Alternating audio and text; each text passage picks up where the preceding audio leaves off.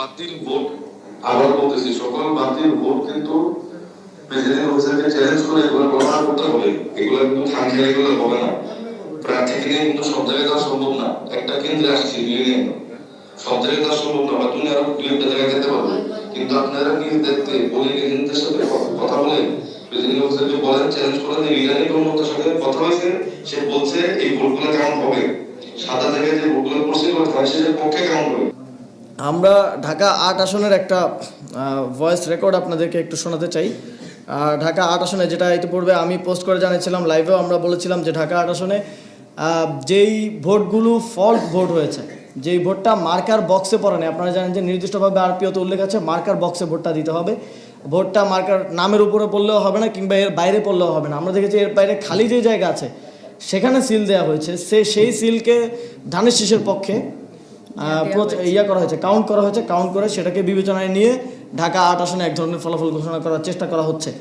তো আমরা প্রথমে যখন রিটার্নিং কর্মকর্তার কাছ থেকে জানতে চাইলাম, তিনি বললেন যে তাকে ইসি সেক্রেটারি মৌখিকভাবে নির্দেশনা দিয়েছেন যে বক্সের বাইরের ভোটটাও ধানের শীষ বলে কাউন্ট করা যাবে। তো পরে আমরা ইসি সেক্রেটারির সাথে কথা বললাম, ইসি থেকে আমাদেরকে জানানো হলো যে তারা কোনো এ ধরনের নির্দেশনা দেন নাই, এটা প্রিজাইডিং অফিসার রিটার্নিং কর্মকর্তার সিদ্ধান্ত। তো তাহলে এই যে একজন থেকে আরেকজন এই যে বল পাস করার মতো চলছে, এটা স্পষ্টভাবে বোঝায় যে এখানে একটা ফলাফল ট্যাম্পারিং হচ্ছে। এবং আমরা এটার প্রমাণও পেয়েছি।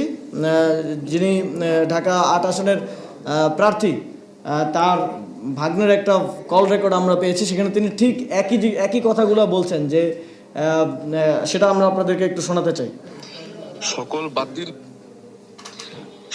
বাতিল ভোট, আবার বলতেছি, সকল বাতিল ভোট কিন্তু প্রেসিডেন্ট অফিসারকে চ্যালেঞ্জ করে এগুলো প্রমাণ করতে হবে। এগুলো কিন্তু খামখেয়ালি করলে হবে না। প্রার্থীকে নিয়ে কিন্তু সব জায়গায় দেওয়া সম্ভব না। একটা কেন্দ্রে আসছি নিয়ে সব জায়গায় দেওয়া সম্ভব না, বা তুমি আরো দু একটা জায়গায় যেতে পারবে, কিন্তু আপনারা নিজ দেখতে বলে এজেন্টদের সাথে কথা বলে প্রেসিডেন্ট অফিসারকে বলেন, চ্যালেঞ্জ করেন। রিটার্নিং কর্মকর্তার সাথে কথা হয়েছে, সে বলছে এই ভোটগুলো কাউন্ট হবে, সাদা জায়গায় যে ভোটগুলো পড়ছে সেটার পক্ষে কাউন্ট হবে। এগুলো জোর দিয়ে বলা লাগবে।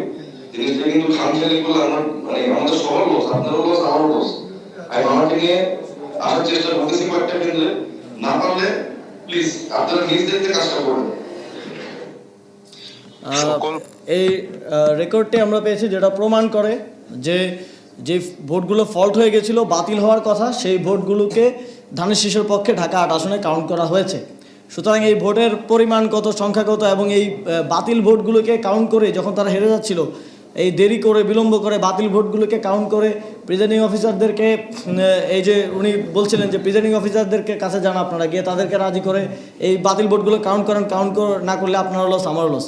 সুতরাং এটা স্পষ্ট প্রমাণ যে এখানে বাতিল ভোট কাউন্ট করে মির্জা আব্বাসকে বিজয়ী করার এক ধরনের ষড়যন্ত্র হয়েছে।